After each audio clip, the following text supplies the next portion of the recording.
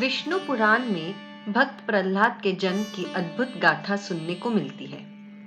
दैत्य नगरी में प्रहलाद के रूप में एक ऐसे भक्त ने जन्म लिया था जो कि विष्णु भक्ति में अपने पिता के खिलाफ खड़े होकर अपने प्राण गंवाने को भी तैयार था।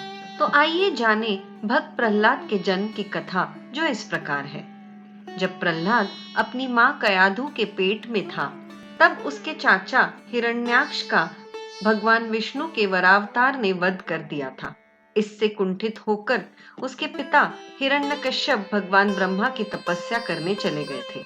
इसके बाद दैत्य नगरी में हिरण्यकश्यप को ना पाकर इंद्र ने वहां पर आक्रमण कर दिया था।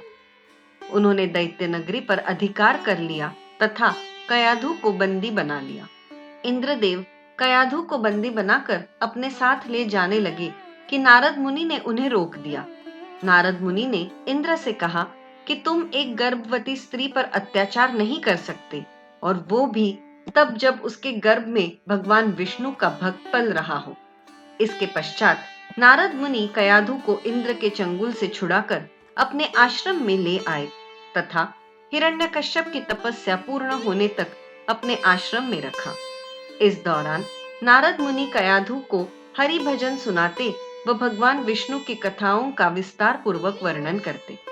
नारद मुनि के इन वचनों का सकारात्मक प्रभाव कयाधु के गर्भ में पल रहे अजन्मे प्रहलाद पर भी पड़ रहा था। यही कारण था कि जब उसका जन्म हुआ तब वह विष्णु भक्त बना।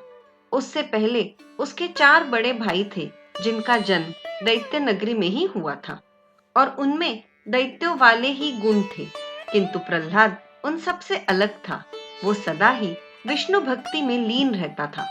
इसी बीच हिरण्यकश्यप की तपस्या समाप्त हो गई तथा भगवान ब्रह्मा से उसने तीनों लोकों में सर्वशक्तिशाली होने का वरदान प्राप्त कर लिया।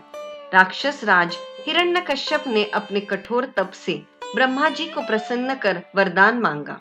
उसने कहा कि उसे कोई भी मनुष्य, पुरुष या महिला, पशु या पक्षी, दिन या रात, घर या बाहर, कहीं भी कोई भी अस्त्र शस्त्र से उसे नहीं मार सकता है।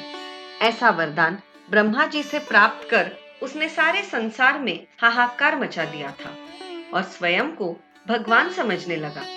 इसके बाद वह पुनः अपनी दैत्य नगरी वापस आ गया और वहां देवताओं का अधिकार हुए देखा। इसके बाद उसने अपने मिले वरदान से न केवल दैत्य नगरी को वापस पाया, अपितु तीनों लोकों पर अधिकार स्थापित कर लिया और इंद्रदेव को स्वर्ग के आसन से अपदस्थ कर दिया। साथ ही अपने राज्य में उसने सभी प्रजा से स्वयं की पूजा करने का आदेश दे दिया।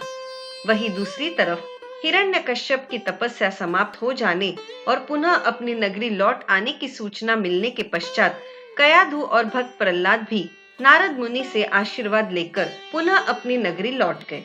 अब दैत्य नगरी में जहाँ सभी हिरण्यकश्यप की पूजा करते, वही भक्त प्रहलाद दिन रात विष्णु भक्ति में लीन रहता था और विष्णु भगवान के सिवा किसी अन्य की पूजा करना उसे मान्य नहीं था।